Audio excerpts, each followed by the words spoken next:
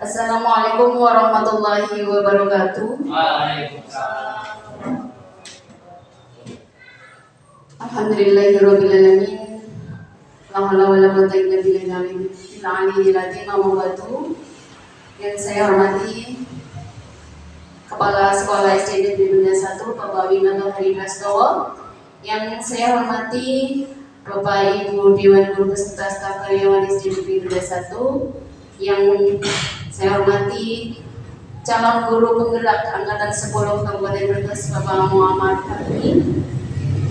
Puji syukur kita panjatkan kehadirat Allah Subhanahu wa taala atas limpahan rahmat nikmatnya sehingga pada hari ini kita dapat berkumpul dalam acara diseminasi aksi nyata modul 1.4 budaya positif dalam keadaan sehat walafiat. Salam serta salam semoga tetap tercurahkan kepada junjungan kita Nabi besar Muhammad sallallahu alaihi wasallam, keluarga serta sahabat beliau, dan semoga kita semua mendapatkan syafaatnya dalam yaumil qiyamah. Amin amin ya rabbal alamin. Bapak Ibu yang saya hormati, perkenankan saya membacakan susunan acara pada hari ini. Yang pertama adalah pembukaan, yang kedua adalah sambutan dari kepala sekolah, yang ketiga pemaparan materi dari calon guru penggerak, yang keempat penutup. Untuk acara yang pertama yaitu pembukaan, marilah kita buka acara hari ini dengan membaca basmalah bersama-sama. Untuk acara yang kedua yaitu sambutan yang akan disampaikan oleh Kepala Sekolah kepada Bapak Winanto Hari Prastowo, dipersilakan. Terima kasih atas waktunya. Assalamualaikum warahmatullahi wabarakatuh. Yang saya hormati calon penggerak angkatan 10 Bapak Muhammad Fahmi, yang saya hormati Bapak Ibu Dewan Guru SD Benda 1, yang saya hormati pula. Syukur alhamdulillah pada siang hari ini kita bisa berkumpul lagi dalam acara diseminasi budaya positif untuk modul 1.4. Bapak Ibu yang saya hormati, mudah-mudahan nanti acara ini bisa berjalan dengan lancar dan Pak Ahmad bisa menularkan budaya-budaya positif apa saja yang bisa diterapkan di SD Benda 01 ini. Kemudian setelah budaya positif itu diterapkan, mudah-mudahan juga nantinya bisa menjadi pembiasaan dan hasil akhirnya adalah pembentukan karakter siswa yang berbudaya positif. Bapak Ibu yang saya hormati, untuk pelaksanaan diseminasi ini tentunya Pak Ahmad harus mendapat dukungan dari jenengan semua. Saya harap nanti semua warga sekolah SD Benda 01 ini berkolaborasi untuk bisa mensukseskan budaya positif yang akan diterapkan di SD Benda 01 ini. Dan mudah-mudahan bukan hanya pada saat ada pelaksanaan CGP saja budaya positif itu ada, mudah-mudahan selanjutnya dan seterusnya bisa diterapkan sehingga menjadi pembiasaan. Kira-kira itu saja yang bisa saya sampaikan pada acara pembukaan diseminasi budaya positif modul 1.4 ini. Mudah-mudahan bisa bermanfaat dan bisa berguna bagi kita semua. Saya akhiri, wassalamualaikum warahmatullahi wabarakatuh. Waalaikumsalam. Materi yang sepertinya akan disampaikan oleh calon guru penggerak angkatan 10 kepada Bapak Muhammad Fahmi, dipersilakan.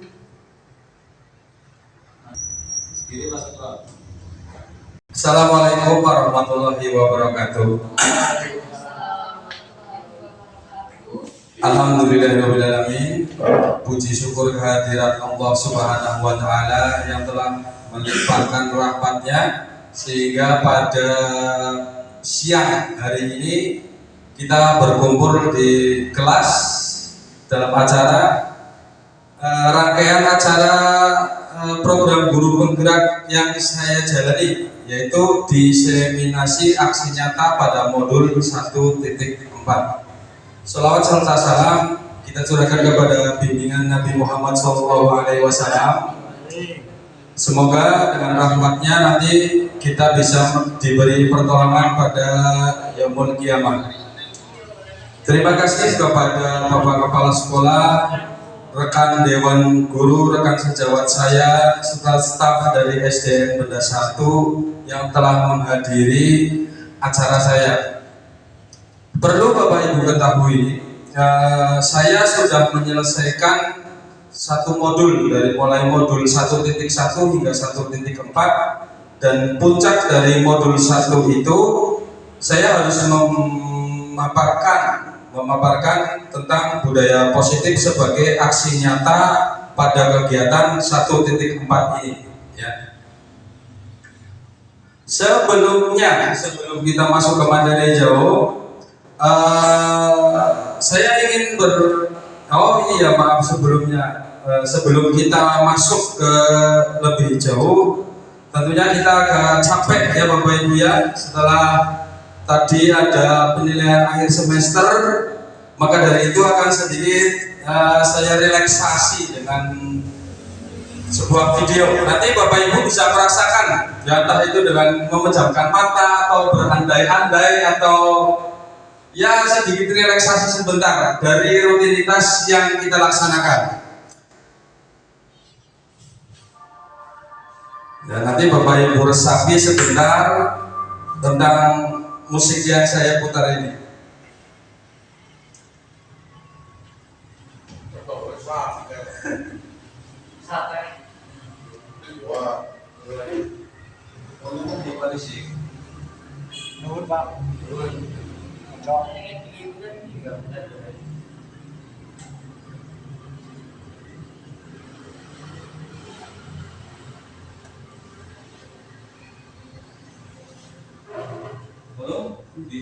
Coba sini Pak.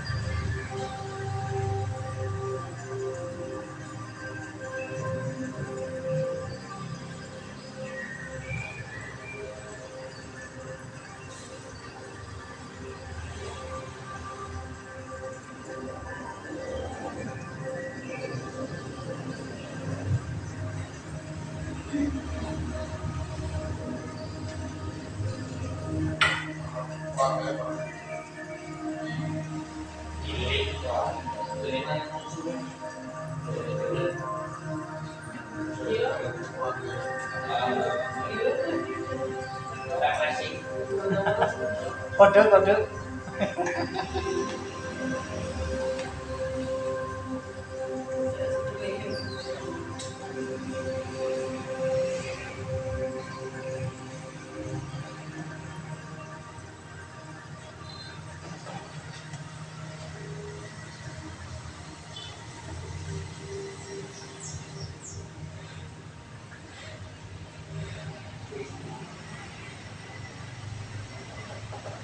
Iya, tadi ada sedikit musik apa itu ya? Musik alam serta gemericik air dari yang tadi video diputar, kira-kira perasaan Bapak Ibu bagaimana? Apakah tenang? Tenang. Ada lagi? Sejuk. Yang tadi habis lihat murid-murid kita berkelakuan apa? Maksudnya dengan pola mereka masing-masing.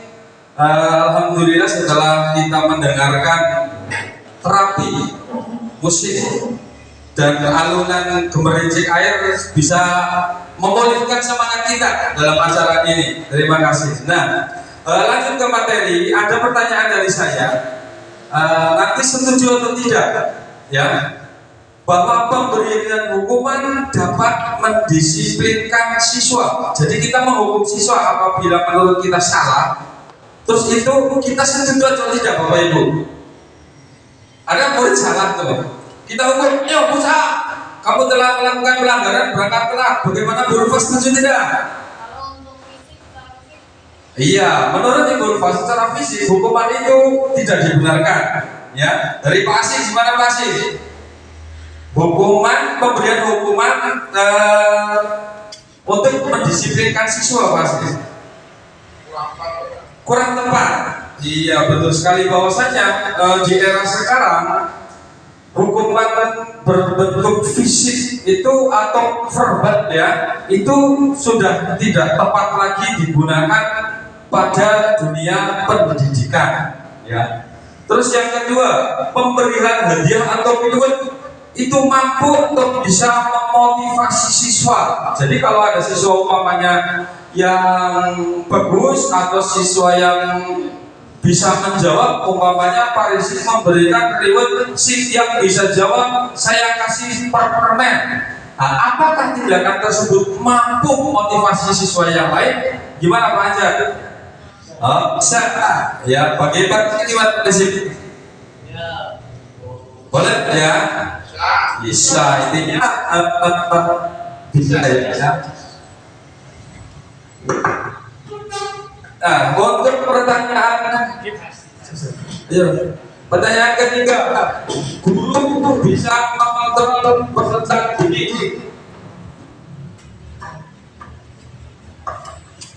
Ya, jadi tugas guru salah satunya adalah mengontrol peserta didik. Ya, betul apa tidak? Iya, guru itu salah satunya adalah sebagai pengontrol peserta didik. Yang terakhir, pertanyaan pemanik saya, seorang guru harus mampu memberikan solusi bagi siswanya. Jadi posisi problem solution. Kalau ini sudah pasti ya Bapak Ibu ya, bahwa kita sebagai seorang guru itu harus mampu memberikan solusi pada setiap masalah yang dimiliki oleh siswa ya. Selanjutnya ada teori-teori, salah satunya dari William, bahwa ilusi guru mengontrol murid. Jadi posisi guru itu diposisikan sebagai pengontrol dari murid. Yang selanjutnya, ilusi bahwa semua penguatan positif, efektif dan bermanfaat. Setiap penguatan kita kepada murid itu berimbas positif. Jadi apapun penguatannya, menurut teori dari Dr. William Glasser itu hal-hal yang positif juga efektif dan bermanfaat. Ilusi selanjutnya adalah kritik yang membuat orang merasa bersalah dapat menguatkan karakter. Menurut teori ini kadang kita harus mengingatkan murid kita bahwa tindakan yang dilakukan murid itu adalah salah. Jadi di sini guru nanti membuat jadi seorang pembuat merasa bersalah bagi muridnya, tapi dengan cara tidak ngejat, "Oh, kamu salah, kamu tidak benar," tapi mengatakan sesuatu yang anak tersebut dengan sendirinya itu dia merasa bersalah. Selanjutnya, ilusi bahwa orang dewasa memiliki hak untuk memaksa. Ini salah satunya.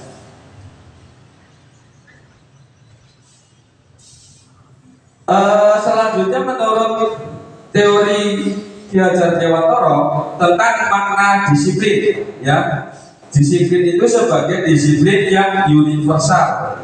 Seorang yang memiliki disiplin diri berarti mereka bisa bertanggung jawab terhadap apa yang dilakukannya karena mereka mendasarkan tindakan mereka pada nilai-nilai kebajikan universal. Itu menurut Ki Hajar Dewantoro. Ini beberapa saya bacakan teori-teorinya dulu sebelum saya akan masuk ke inti masalah. Nah,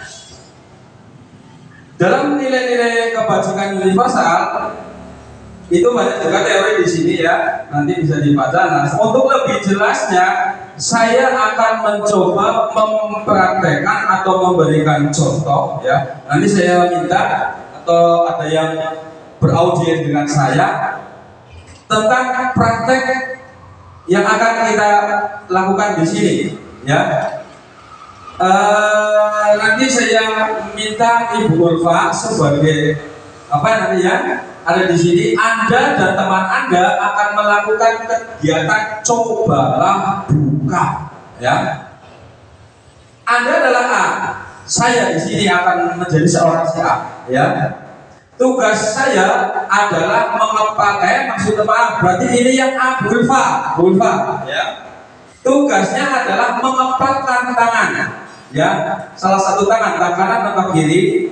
Nah, bayangan Bu Ulfa itu dalam genggaman tangan tersebut sesuatu yang sangat berharga dalam hidupnya. Siapapun tidak boleh melihat apa yang Bu Ulfa genggam. Itu tugasnya. Dan saya akan di sini memposisikan sebagai B. B itu adalah seseorang yang mencoba dengan segala daya dan upayanya untuk membuka kepalan tangan dari A. Di sini Bu Ulfa ya.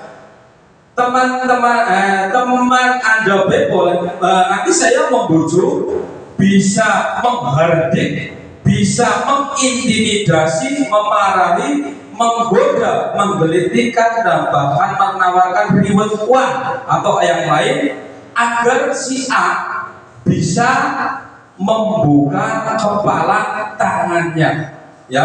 Berarti di sini Bu Ulfa nanti bagaimana caranya dirayu, dihati, diintimidasi dengan apapun tidak mau membuka kepala tangannya. Kenapa? Kepala tangan tersebut yang ada di dalamnya adalah sesuatu yang sangat berharga dalam hidupnya Bu Ulfa. Saya akan mencoba menggunakan yang pertama itu adalah menghardik ya. Menghardik berarti dengan cara kekerasan. Bu Ulfa, buka tangan Anda, buka kepala Anda. Mau nggak?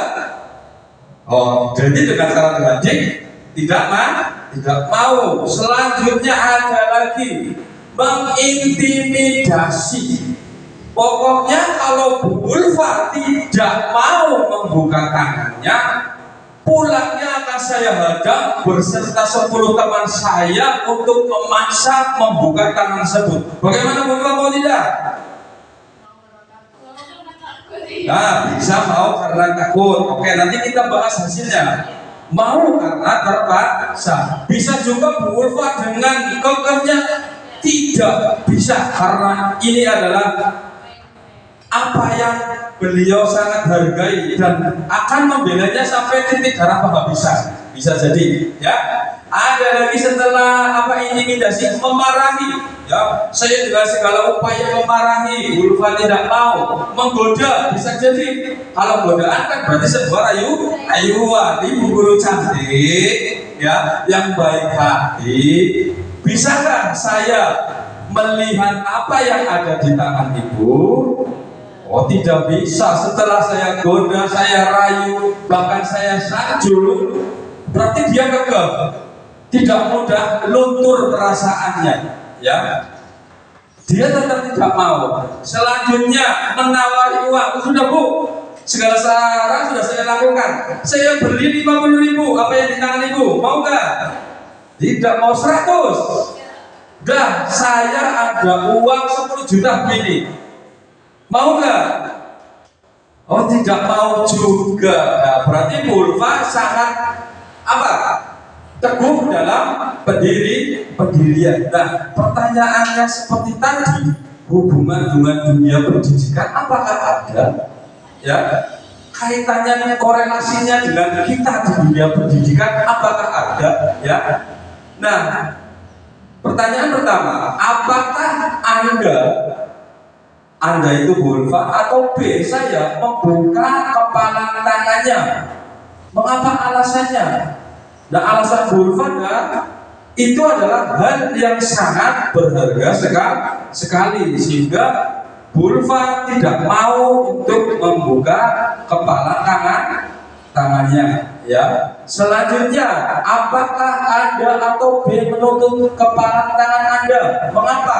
Ya karena Bulfa merasa tadi sangat berharga. Nah, dari kegiatan ini sesungguhnya siapa yang mengendalikan kontrol di sini? Saya atau Bulfa? Yang menjadi kontrolnya di sini dalam kegiatan pemaksaan pembukaan kepala tangan, kira-kira saya yang dengan marah-marah, dengan merayu, atau Bulfa yang diam saja tidak mau dibuka? Kira-kira siapa pemegang kontrol di sini? Kejadian akan berubah apabila si pemegang kontrol melakukan keinginan saya. Berarti dalam teori ini yang memegang kontrol adalah Bulfa. Selama Bulfa tidak membuka kepala tangannya, sesuatu tidak bakal terjadi. Tapi jika Bulfa sebagai pemegang kontrol kok membuka kepala tangannya dengan rayuan saya, hardikan saya, marahan saya, segala sesuatu di belakang nanti akan terjadi tergantung dari objek yang dipegang oleh Bulfa. Nah, di situ juga nanti ada kaitannya dengan pembelajaran pada peserta didik kita. Nah, kesimpulannya dalam kegiatan ini sesungguhnya yang menghafal tadi adalah Bulfa, yang memegang kendali atau kontrol untuk membuka atau menutup kepala tangan tersebut. Karena yang mengepal tangan membayangkan yang di kepalanya adalah benda yang sangat berharga dalam hidupnya, sehingga ia berupaya melindungi walaupun dengan ujian dan hambatan ataupun apapun yang menghadangnya. Ya, jadi teori kontrol di sini adalah Bulfa yang memegang kontrol di situ. Ya. Nah, selanjutnya ada sebuah kasus di sini. Ada studi kasus. Tadi kan saya bacakan. Irfan kurang menguasai pelajaran matematika, sehingga pada saat pelajaran tersebut berlangsung, dia lebih banyak diam diri atau menggambar di buku pelajarannya. Berarti dia tidak mendengarkan, ya. Pada saat guru matematikanya yaitu Pak Seno menanyakan pertanyaan, Irfan menjadi gugup dan tak sengaja menjatuhkan tasnya dari kursi, serta tiba-tiba menjadi gagap pada saat berupaya menjawab. Seluruh kelas pun tertawa melihat perilaku Irfan yang bicaranya tergagap dan takut atau terkejut. Pak Seno pada saat itu membiarkan teman-teman Irfan menertawakan Irfan yang tergagap dan malu luar biasa, dan malahan meminta Irfan untuk maju ke depan dan berdiri di depan kelas sambil menunjuk hidungnya karena tidak bisa menjawab pertanyaan Pak Seno. Kelas semakin gaduh dan anak-anak pun tertawa melihat Irfan di depan kelas memegang ujung hidungnya. Jadi di sini ada kasus, ya, namanya Irfan tidak bisa pelajaran matematika. Dan karena ketidakbisaan tersebut, dia malah sibuk menggambar pada saat pelajaran. Nah, saat gurunya tahu, yaitu Pak Seno, melihat gelagat dari Irfan, dia langsung memberikan umpan balik sebuah pertanyaan tentang materi yang dia jelaskan. Karena tidak mendengarkan dan mengalihkannya dengan menggambar, tentunya saat ditanya akan menjadi gugup. Nah, Pak Irfannya malah membiarkan saat teman-temannya menertawakan Irfan, bahkan disuruh menunjuk hidungnya. Kelas akan semakin gaduh kan kalau melihat anak diperlakukan oleh gurunya seperti itu, ya. Apabila anak bahasa sekarang itu bully ya Bu, dibully apalagi oleh seorang pendidik atau gurunya, anak akan lebih cenderung lebih gaduh, ya. Bahkan dengan beramai-ramai mungkin ikut membuli si anak tersebut. Nah, pertanyaannya, apakah Anda setuju dengan tindakan Pak Seno terhadap Irfan? Tidak. Mengapa? Termasuk dalam kategori apa itu? Pembulian, betul sekali, ya. Terus, menurut Anda tindakan Pak Seno terhadap Irfan adalah sebuah hukuman atau konsekuensi? Nah, ini ada perbedaan Bapak Ibu antara hukuman dengan konsekuensi. Nah, kita sudah mulai berjalan ini. Menurut Bapak Ibu, ini kasus ini Pak Seno itu memberi hukuman atau memberi konsekuensi dari kasus ini? Yang dia dibully oleh gurunya sendiri, lalu bahkan disuruh maju dan ditunjuk hidupnya. Berarti karena tersebut seperti ini gambarannya ya, di depan kelas-kelasnya, kira-kira kelasnya tertawa atau terdiam? Pasti akan tertawa terbahak-bahak. Mungkin ada yang mengatakan badut lah, mengatakan apalah. Nah, kira-kira kalau sudah maju ke depan kelas dengan nada tinggi dari seorang guru, ini adalah sebuah hukuman. Ya, kadang kita sebagai pengajar itu refleks, saya juga sering mengalami seperti itu, sering refleks dengan melihat tingkah lakunya yang terus menerus bocah kok diginikan kayak gini. Ada kadang kita sebagai pengajar refleks ya, sini kamu maju ke depan. Itu sudah titik awal sebuah hukuman dari si anak maju ke depan. Tonggak awal ke anak menjadi insecure apa ya Bu? Kurang percaya diri. Dari kurang percaya diri anak itu timbul sifat minder. Kalau sudah minder, kira-kira anak akan berkembang atau redup Bu? Redup sekali. Ya. Makanya alhamdulillah dunia pendidikan kita sudah mulai lebih maju dengan mengadakan pengamatan pada hal tersebut, ya. Nah, dari kasus ini bahwa Pak Seno itu lebih cenderung memberikan hukuman. Nanti kita akan membahas apa itu hukuman, apa itu konsekuensi, dan apa itu menjadi titik pokok pembelajaran saya kali ini adalah segitiga restitusi, ya. Kita bahas satu persatu. Apa itu hukuman? Ya, hukuman bersifat tidak terencana atau tiba-tiba, berarti spontan ya. Anak atau murid tidak tahu apa yang akan terjadi dan tidak dilibatkan. Hukuman bersifat satu arah, yaitu hanya dari guru saja, ya. Terus murid hanya menerima hukuman tanpa bisa melakukan pembelaan. Bahkan hukuman itu tidak melalui kesepakatan, ya, atau pengarahan dari pihak guru, baik sebelum atau sesudahnya. Hukuman yang diberikan bisa berupa fisik atau psikis. Murid atau anak disakiti oleh sebuah perbuatan atau kata-kata, ya. Jadi hukuman itu Bapak Ibu sifatnya spontan karena situasional. Ya, Pak Anjar bukan guru olahraga, pas lagi nyoprit anaknya lari karena kemauan Pak Anjar. Setelah dibunyikan peluit, prit, anak sudah kumpul. Nah, tapi mungkin ada yang mau beli A, mau beli C, karena karakteristik anak SD itu kan seperti itu, ya. Kita harus ekstra sabar dalam menghadapinya. Nah, Pak Anjar langsung siapa dengan memasang muka garang, siapa yang berani dengan saya pas pelajaran saya, berani lari-lari. Tonggak hukuman sudah di depan mata, ya.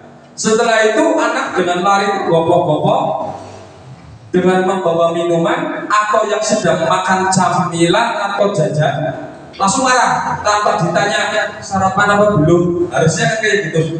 Kamu makan di pelajaran saya, kamu minum pelajaran bosan 5 kali. Karena beliau dulu olahraga, hukumannya berupa fisik. Ya,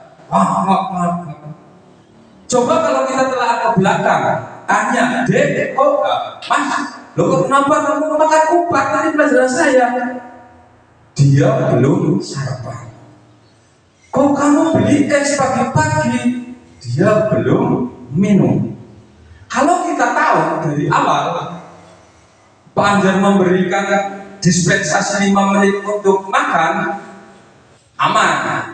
Kalau Pak Anjar tidak bisa memanage dengan langsung memarahi, bisa jadi saat pelajaran umpamanya lompat tinggi atau lari 100 meter bisa terjadi hal-hal yang tidak diinginkan. Entah itu terjatuh karena limpung belum sarapan, entah itu tidak sadarkan diri. Nah, maka dari itu sebaiknya bagaimana Bapak Ibu kita menghindari hukuman atau tetap memberi hukuman? Kita menghindari baik pun fisik ataupun psikis. Kalau fisik dia dirasa sakit fisik, tapi kita bayangkan kalau psikis anak tersebut yang kena, bahasa sekarangnya apa Bu? Kena mental ya. Itu recovery-nya lama. Begini Bapak Ibu, saya pembelajaran zaman dahulu dengan zaman sekarang, saya era 1 bulan Bu, dengan pasti era 1 bulan membawa era 1 bulan. Yang kalau hari Senin pasti dengkul kita deg-deg karena apa? Kuku kita panjang. Itu sudah momok bagi kita saat mengikuti upacara, masuk ke kelas, melihat kuku kita panjang, mindset kita akan dipukul dengan pembaris kayu yang panjangnya berapa? 1 meter. Rasanya sakit. Ya. Dengan metode lain, ini pengalaman saya gigit, ya, dalam ini saya kepingin lepas dari hukuman. Guru tidak bodoh, antara dipotong dengan alat pemotong dengan gigi hasilnya lain, dan walhasil saya masih tetap mendapatkan pukulan. Saya teringat sampai sekarang gurunya namanya si A, rumahnya di mana saya masih ingat, terngiang di otak saya. Bukan berarti saya berdendam, tapi memang hal-hal buruk itu bisa membekas sampai mungkin kita tutup usia. Jangan alami gitu enggak? Punya memori, iya, ya, memori yang tidak bisa dilupakan. Itu baru SD, SMP, menginjak agak remaja. Saya pernah dipukul kepala saya oleh guru saya gara-gara mendahului jalannya beliau. Begitu saya jalan, dianggap tidak sopan. Padahal kalau Pak Guru tanya, loh Mas, kok kamu cepat sekali, mungkin uang saya habis, perut saya sudah lapar sekali sehingga kepingin langsung pulang. Dan ternyata saya mendapatkan hadiah bubur ketat dari beliau. Ya, mungkin dari beliau kepinginnya saya apa sih bahasa Jawanya ke unggah-unggahnya ada ya, ada orang tua jalan, jangan didahului. Tapi tanpa bertanya melayang das. Saya ingat sekarang, dan beliau menjadi tetangga saya sekarang. Ya, kadang saya refleks, Pak, belum pernah begini-begini, sekarang konteksnya kan sudah jadi tetangga ya, hanya sebagai bahan lelucon saja. SMA, mungkin dari yang laki-laki masuk ke bahan cara bahas tingkat jahilnya ya, bukan kenakalan mungkin, tingkat jahilnya lebih tinggi. Membolos dalam satu pelajaran yang tidak sukai. Mungkin yang cowok ada sedikit merokok, kelihatan bebek, ya. Mungkin biasanya zaman dahulu zamannya pohon potongan yang kurang sesuai, dan alhamdulillah 1 hari penuh saya suruh menghormat kepada sang merah putih. Hukumannya betul, menghormat kepada merah putih, bukan kepada matahari, ya. Tapi caranya salah atau kurang tepat. Nah, nanti kita akan mempelajari bagaimana kita bukan memberi hukuman, menangani kasus saat anak mendapatkan masalah atau si anak yang membuat masalah. Tentunya dari semua anak didik itu kita kan tidak semuanya rata ya, ada yang hiperaktif, ada yang diam saja. Kita nanti akan mempelajari bagaimana cara menangani hal tersebut. Nah, yang kedua adalah apa itu konsekuensi. Konsekuensi sudah terencana atau sudah disepakati, sudah dibahas dan disetujui oleh murid dan guru. Umumnya berbentuk konsekuensi dibuat oleh pihak guru atau sekolah, dan murid hanya mengetahui sebelumnya konsekuensi yang akan diterima apabila melakukan pelanggaran. Pada konsekuensi murid tetap dibuat tidak nyaman untuk jangka waktu yang pendek. Konsekuensinya biasanya diberikan berdasarkan suatu data yang umumnya dapat diukur. Misalnya, setelah 3 kali tugasnya tidak diselesaikan pada batas waktu yang diberikan, atau murid melakukan kegiatan di luar kegiatan pembelajarannya, misalnya ngobrol, maka murid akan kehilangan waktu bermain dan harus menyelesaikan. Nah, untuk konsekuensi ini, dalam hal ini, konsekuensi itu sudah dibuat oleh sekolah. Terlambat datang 15 menit, siswa hadir 15 menit sebelum jam pembelajaran dimulai. Siswa yang terlambat akan menyapu halaman. Bla bla bla bla bla bla. Nah, itu memang sebuah konsekuensi. Anak tersebut tahu, kalau saya terlambat, konsekuensinya adalah menyapu halaman. Ini agak lebih baik daripada hukuman, karena anak sudah diberitahu, kalau kamu terlambat, kamu nyapu halaman, jadi anak tidak bisa protes. Tapi ini masih kurang baik, hanya berpihak pada guru tapi belum berpihak pada murid. Ya, apa jadinya kalau kedua-duanya saling bersepakat? Nah, inilah yang dinamakan terakhir adalah restitusi. Ya, ini sementara oleh pakar dinyatakan sebagai jalan terbaik dalam bukan memberikan hukuman. Nanti ada menstabilkan anak dan lain sebagainya. Saya jelaskan dulu apa itu restitusi. Adalah proses menciptakan kondisi bagi murid untuk memperbaiki kesalahan mereka, sehingga mereka bisa kembali pada kelompok mereka dengan karakter yang lebih kuat. Restitusi juga merupakan proses kolaboratif yang mengajarkan murid untuk mencari solusi pada permasalahan mereka dan membantu murid berpikir tentang orang seperti apa yang mereka inginkan dan bagaimana harus memperlakukan orang lain. Jadi pada restitusi ini kita lebih mengedepankan dialog apabila ada siswa yang melakukan kesalahan. Nah, dialognya seperti apa, caranya seperti apa, nanti akan kita pelajari setelah kita tahu apa itu restitusi. Ya, saya bertanya, apabila anak mendapatkan hukuman atau mendapatkan konsekuensi, setelah pergi ke kelasnya tetap dibully temannya atau tidak? Tetap.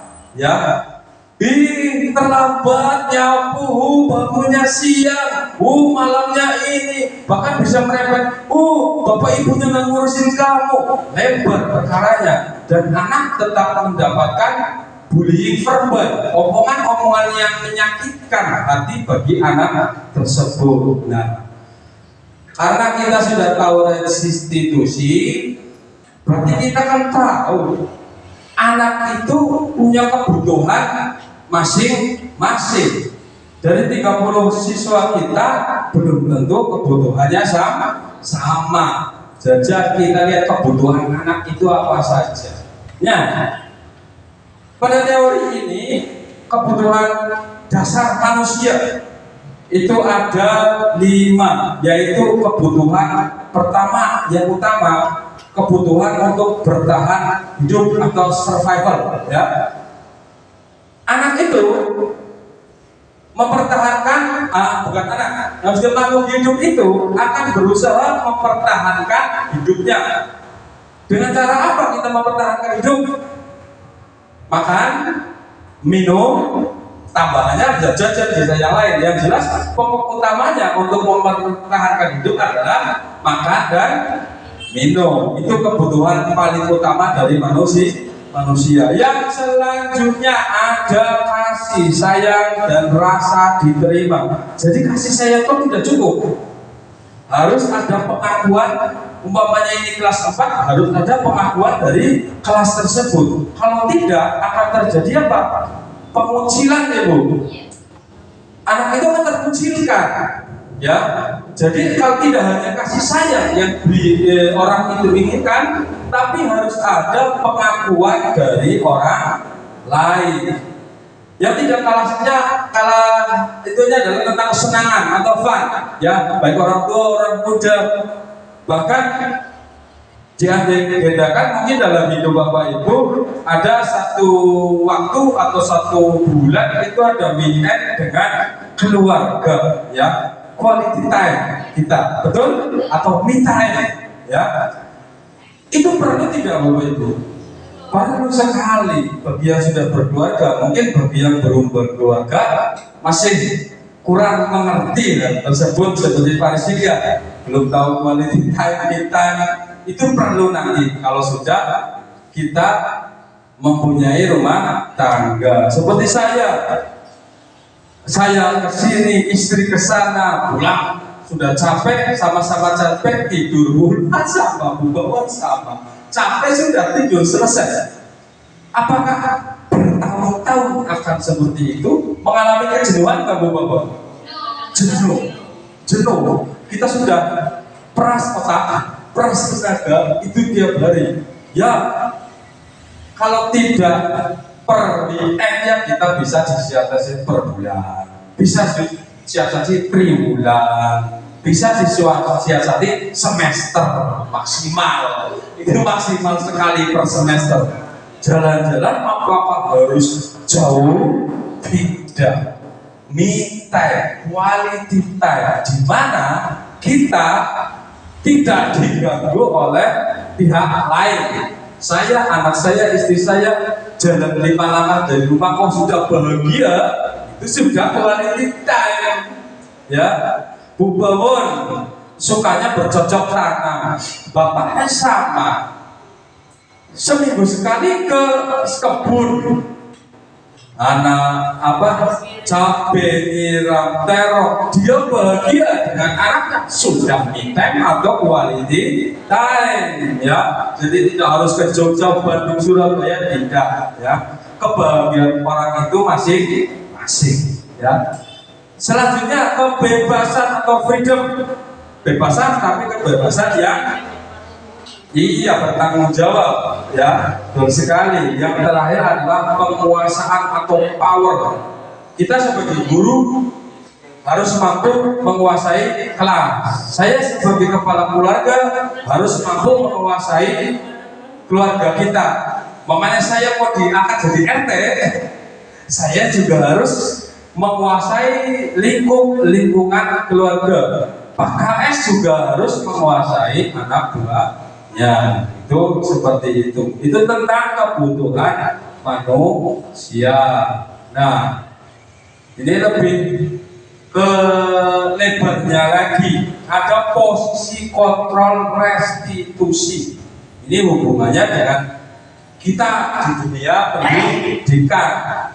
Satu, kita sebagai penghukum, ya, mau tidak mau guru itu salah satunya adalah sebagai penghukum. Yang kedua, sebagai merasa bersalah, pembuat merasa bersalah maksud saya. Selanjutnya, guru juga bisa menjadi teman, guru juga bisa menjadi pemantau. Yang tidak kalah pentingnya adalah guru sebagai manajer. Inilah 5 posisi kontrol yang harus dimiliki oleh guru, ya. Ada yang kontrol negatif, ada yang kontrol positif. Ya, sebagai penghukum, kalau kontrol negatifnya guru langsung menghardik saat terjadi kesalahan pada siswa. Ya, marah-marah, menghardik dan memberi hukuman. Itu posisi kontrol negatif. Yang positifnya adalah membuat alasan untuk murid-muridnya. Umpamanya ada kesalahan tuh, tidak berangkat, tapi kok gurunya yang sibuk mencarikan alasan kenapa dia tidak masuk. Itu juga kurang, hasilnya nanti di hasilnya akan kurang baik. Ya, ada lagi guru berkata sudah, ada lagi yang guru yang kontrol dirinya manajerial. Berarti dia bisa memanage dirinya, ya. Jadi anak ditanya sebelum dilakukan eksekusi, ya. Anak ditanya dulu. Nah, hasilnya pun berbeda-beda. Kalau hasil dari yang negatif atau yang gagal akan menjadikan anak bisa menyangkal. Kalau sudah dihadik, anak walaupun telat dengan alasan 1000 cara, kalau sudah dihadik dia akan bela diri. Ya. Tapi kalau sudah guru sebagai teman, kita memposisikan teman kepada anak. Kalau kebablasan, anak ketergantungan kepada kita, betul tidak? Ya, lapar, boleh penakan iki, ayo bantu iki. Itu anak ketergantungan, tidak menggarap soal pun, lah, dia akan ketergantungan kepada guru tersebut. Nah, kalau guru sebagai pemantau, anak hanya menyesuaikan saat diawasi, betul tidak? Andre pasukan bilang, pasukan nulis. Saat pasukannya mungkin ada kepentingan keluar, anak lari, ngoser, banter. Dia taat hanya pada saat diawasi. Tapi kalau kita sudah mempunyai sikap manajerial, akan menguatkan watak dan karakter anak tersebut. Jadi diharapkan kita sebagai guru mempunyai sifat manajerial untuk lebih bagus dari anak-anak itu. Ya. Sekarang bicara tadi ada konsekuensi kan sudah ditulis. Nah, di sini sudah ada Bulfa, kesepakatan kelas saya lihat. Bulfa ini sudah sudah mencakup segitiga institusi. Kesepakatan yang buat Bulfa sama anak-anak apa Bulfa sendirian? Sama anak-anak. Ini jalannya sudah bagus, ya. Jadi anak dilibatkan dialog bareng anak-anak tentang kesepakatan kelas, ya. Mengapa harus ada kesepakatan kelas? Penjelasannya seperti ini. Menekankan pada keyakinan seorang atau lebih memotivasi seseorang dari dalam seseorang akan lebih tergerak dan bersemangat untuk menjalankan keyakinannya daripada hanya sekedar mengikuti saran peraturan tertulis tanpa makna. Nah, murid-murid pun demikian, mereka perlu mendengarkan dan memahami arti sesungguhnya tentang peraturan-peraturan yang diberikan. Apa nilai kebajikan di dalam peraturan tersebut? Apa tujuan utamanya? Dan menjadi tidak tertarik peraturan yang mengatur mereka tanpa memahami tujuan mulianya. Jadi Bulfa di sini ada peraturan kesepakatan kelas. Datang tepat waktu, itu kan anak-anaknya dengan sadar ya Bu ya. Anak-anak dengan sadar, Bulfa pasti membukanya anak-anak sebelum awal masuk ya Bu. Awal masuk di kelas 4 ini kita melakukan kesepakatan kelas, ya. Dari nol dulu, yaitu keberangkatan siswa yang kita bahas. Di sini tercantum pada kelas 4 itu datang tepat waktu. Anak-anak sadar membuatnya. Nah, setelah itu Bulfa baru menuliskan satu, datang tepat waktu, betul Bu? Apa selanjutnya yuk? Dibahaslah anak-anak jadi ikut berdiskusi. Yang selanjutnya apa Bu? Berdoa sebelum dan sesudah belajar. Ini penanaman sikap religius, ya. Jadi diawali dengan doa dan diakhiri dengan doa. Yang selanjutnya hormat kepada guru. Yang selanjutnya bikin kelas disesuaikan jadwal, membuang sampah pada tempatnya, saling menghargai yang terakhir. Dan anak-anak itu tahu, betul Pak? konsekuensi apa yang dia dapat apabila melanggar. Yang bikin mereka, yang melanggar mereka. Nah, disitulah posisi guru sebagai pembuat merasa bersalah. Bu Ulfa nggak usah menghukum. Anak kalau sudah telat, contohnya, ya datang tuh telat, si Andri umpamanya, dikit-dikit Bu Ulfa di sini. Maaf Bu, saya telat karena saya bangun kesiangan, saya mandi dulu, saya sarapan dulu. Bagaimana Bu, saya boleh duduk? Tidak, karena dia sudah merasa salah duluan. Kalau anak yang diberi hukuman datang seperti ini, datang dengan muka pucat, mungkin bergetar. Kalau anak kelas 1 Bu Bawon mungkin bisa ngompol ya Bu ya. Udah takut, masuk kelas itu sudah merasa takut. Itu kalau hukuman. Kalau konsekuensi, mamanya nyapu nih, dia masuk udah bawa sapu, karena tahu saya masuk pasti disuruh nyapu. Sebelum disuruh, saya akan bawa sapu. Tapi kalau sudah memakai kesepakatan kelas dari segi restitusi tersebut, anak akan tenang, datang terlambat. Dari rumah sudah punya jawaban karena ada sebab akibat dia terlambat. Dia datang matur sama gurunya, suruh duduk karena guru gak bakal marah. Masa Bu Ulfa marah setelah anak menyampaikan permasalahannya? Dia Bu Ulfa punya sifat manajerial. Oh iya, saya terima kesalahan kamu. Pasti di Bu Ulfa balik tanya, mau diulangi enggak? Betul? Nah, disitulah segitiga restitusi berjalan. Nanti ada studi kasusnya yang sudah saya lakukan, ya. Selanjutnya, nah keyakinan kelas itu banyak sekali, bebas ya. Yang penting dalam hal positif. Salah satunya ini jujur, tanggung jawab, disiplin, jaga kebersihan, sopan santun, gotong royong. Apabila anak tersebut menginginkan yang lain, asal itu untuk kebaikan atau kemajuan kelas, diperbolehkan. Ini hanya sebuah contoh, ya. Contoh kesepakatan kelas, ya. Mau ditambahi kesepakatannya setiap Jumat, amal Jumat, bagus, ya. Jadi kalau kita tarik, cek mana amal Jumatnya, nggak ada konsekuensinya dia.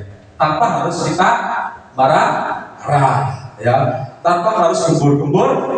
Itu yang dibikin oleh anak beserta gurunya, ya. Nah, lanjut ke materi inti ini. Ada segitiga restitusi, ya. Adalah suatu proses dialog yang dijalankan oleh guru atau orang tua agar dapat menghasilkan murid yang mandiri dan bertanggung jawab. Mandirinya apa? Bikin kesepakatan kelas. Terus tanggung jawabnya apa? Ya, ada di situ piket kelas, dia tanggung jawab. Wah, piket kelas saya Rabu harus datang lebih awal dari teman-teman yang lain, membersihkan kelas dengan tujuan rekan-rekan yang lain akan nyaman pada saat pembelajaran hari tersebut. Dan itu di rolling. Setiap anak paling kejatah hanya 1 hari, ya. Ini segitiga restitusi, ya. Bentuknya segitiga, ada merah, ada biru. Ini yang kemarin 1 modul penuh, hampir 1 bulan lebih saya bahas. Saya awalnya nggak tahu, ya, apa itu restitusi. Saya baca dan lain-lain. Ada tindakan memvalidasi tindakan yang salah. Jadi kita saat melihat anak melakukan kesalahan, kita dilihat dulu ini salahnya karena apa, ya. Itu namanya memvalidasi tindakan, ya. Terus menanyakan keyakinan. Ini anak lempar sampah dengan santainya jalan. Di situ ada keyakinan kelas membuang sampah pada tempatnya. Ya, jadi kita hanya tinggal mengingatkan, umpamanya, halo Andi, lihat kesepakatan kelas nomor 5 apa itu? Dibaca, oh iya Bu, membuang sampah pada tempatnya. Dia akan refleks mengambil dan menaruh pada tempat sampah. Coba kalau Pak Anjar, wah, ngomong ini, anak menggerutu, apa itu pasti. Walaupun dilakukan dengan intimidasi. Tapi kalau dengan restitusi itu seperti itu, ya. Terakhir adalah menstabilkan identitas. Nah, menstabilkan identitas di sini adalah kita juga nguwonge wong dalam arti memanusiakan manusia. Nah, ditanya, Pak Guru juga pernah salah. Dalam batin beliau, ayo Guru juga salah. Dia merasa punya teman. Terus selanjutnya, kamu bukan satu-satunya yang pernah melakukan ini. Berarti anak tersebut tidak orang yang merasa salah menjelekkan. Kasihan berarti. Nah, nanti contoh dari perbuatan tersebut nanti kita pelajari di halaman selanjutnya. Nah, langkah-langkahnya dari segitiga restitusi, satu, menstabilkan identitas, yaitu teori kontrol yang kita buat adalah kita semua akan melakukan hal yang terbaik yang bisa kita lakukan. Selanjutnya ada validasi tindakan yang salah. Semua perilaku memiliki alasan. Kita tanya alasan ke anak tersebut. Selanjutnya menanyakan keyakinan. Kita semua memiliki motivasi internal. Nah, ini ada contoh kasus yang pernah saya buat di bab sebelumnya. Coba perhatikan. Selamat siang, Pak. Jadi tahu nggak kenapa? Kira-kira tahu nggak kejadian mengapa dipanggil oleh Pak Guru? Kita tahu, ya. Tadi datang sekolah, kenapa telat? Iya, Mas Depan kan harusnya masuk sekolah sebentar. Iya, tapi tadi datang jam berapa? Iya, harusnya masuk jam 7, Mas Depan masuk.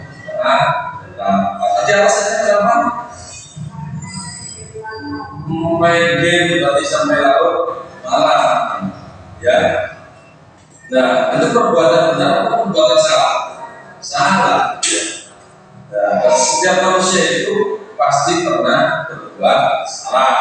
Termasuk juga Pak Guru juga pernah salah, ya. Amar juga pernah salah. Ya. Nanti Pak Amar akan membantu mencarikan solusi supaya masa depan tidak main game, juga tidak berlangkah terlambat, ya. Nah, kira-kira yang dengan kelas apa yang masih terlambat? Disiplin dan tepat waktu. Ya, jadi untuk disiplin dan tepat waktu itu apa yang akan dilakukan oleh Mas Depan supaya tidak terlambat lagi itu apa? Iya, maunya lebih awal dengan cara memasakkan apalagi tidurnya di mana? Coba main game terus tidurnya jangan sampai larut malam. Jadi jam 8 setelah belajar, setelah tidur, pasang alarm supaya bisa bangun pagi, sholat subuh, terus belajar. Kalau bisa mempersiapkan baju yang akan dipakai, sudah bisa, ya. Terus mempersiapkan sepatu, membantu membersihkan tempat tidur, ya. Begitu ya maksudnya. Apa yang kira-kira sama kamu lakukan disiplin dan melakukannya? Iya, setelah ini. Berarti langsung Mas ya. Tos dulu. Iya. Nah, ini adalah contoh penanganan kasus seorang murid yang datang terlambat. Jadi anak itu tidak ditanya di depan kelasnya, tapi di ruangan yang berbeda, ya. Ataupun pada jam istirahat, yang penting teman-temannya tidak melihat, karena nanti efeknya akan membuli. Nah, ditanya yang pertama, kenapa kamu terlambat? Nanti anak-anak menjawab. Yang kedua, kita harus bertanya dulu tentang tidak hanya kamu saja, Pak Guru juga pernah salah. Yang tidak kalah pentingnya adalah memberikan solusi. ya, solusi apa yang akan kita lakukan dan keyakinan kelas apa yang salah pada dia, dan ditanya terakhir kapan akan berubah. Ini contoh kasus kedua ya. Ada dua contoh yang saya angkat di sini. Ini contoh kasus kedua.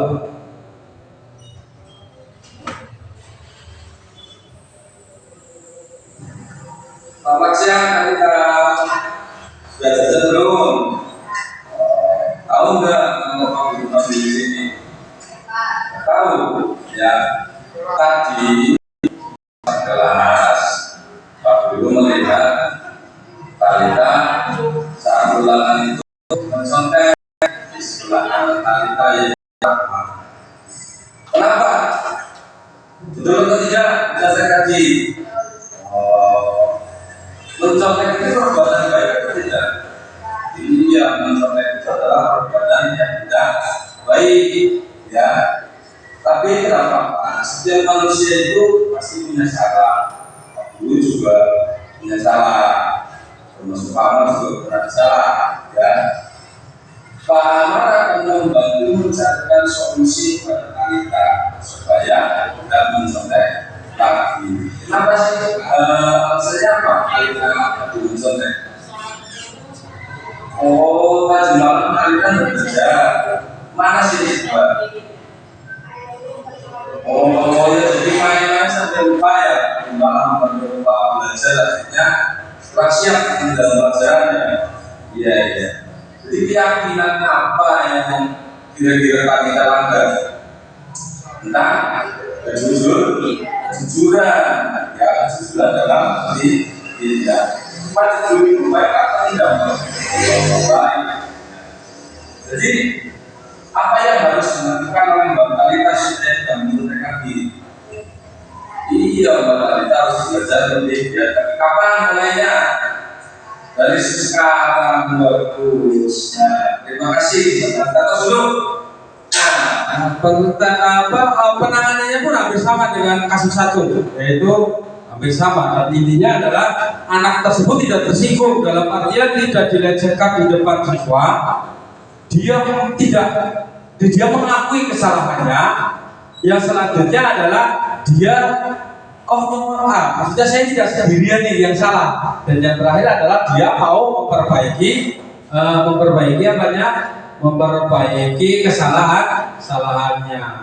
Setelah saya ambil tindakan tersebut, saya mengambil testimoni. Setelah saya panggil itu, apa yang dirasakan setelah panggil oleh saya ini utamanya.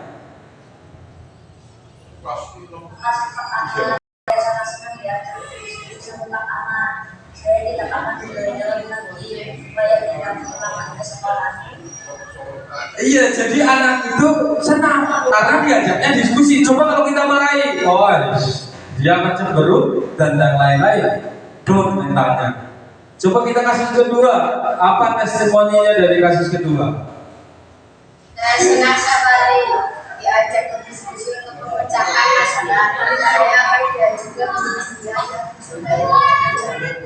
Nah, jadi anak itu lebih senang diajak di diskusi dalam pemecahan masalahnya. Nah, dari diskusi tersebut dia akan bertanggung jawab serta memperbaiki kesalahannya.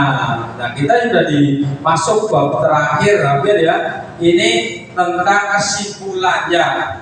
Dari pemaparan yang saya paparkan tadi, bahwa penanganan kasus yang dilakukan guru dengan menggunakan pendekatan segitiga restitusi, diharapkan guru dapat memposisikan dirinya sebagai manajer dengan menyampaikan pertanyaan-pertanyaan bermakna yang membuat murid menjadi lebih mandiri, percaya diri dan bertanggung jawab. Jadi murid tidak ada daripada murid senang ya, penerapan program disiplin positif hendaknya guru memiliki standar kepribadian profesional dan sosial yang baik, di mana guru mampu merefleksi dirinya dalam posisi kontrol saat ini, bagaimana perjalanan dirinya sebagai among atau manajer yang menuntut murid-muridnya menjadi insan mandiri, merdeka, dan bertanggung jawab. Ya, demikian pemaparan dari saya. Terima kasih atas waktunya. Semoga kedepannya kita menjadi guru yang lebih baik, guru yang lebih maju, dan guru yang lebih hebat. Tepuk tangan untuk kita semuanya. Waktu saya kembalikan kepada Master of Ceremony.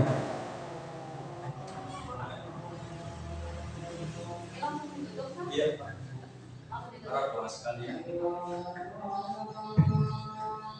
Terima kasih kami sampaikan kepada Bapak Muhammad Fahmi atas pemaparan materi yang sangat luar biasa ini. Setelah kita lewati bersama tiba-tiba di untuk menutup acara ini, marilah kita bersama-sama membaca bacaan hamdalah. Sekian dari saya. Jika ada kata atau tindakan yang kurang berkenan, saya mohon maaf sebesar-besarnya. Wassalamualaikum warahmatullahi wabarakatuh.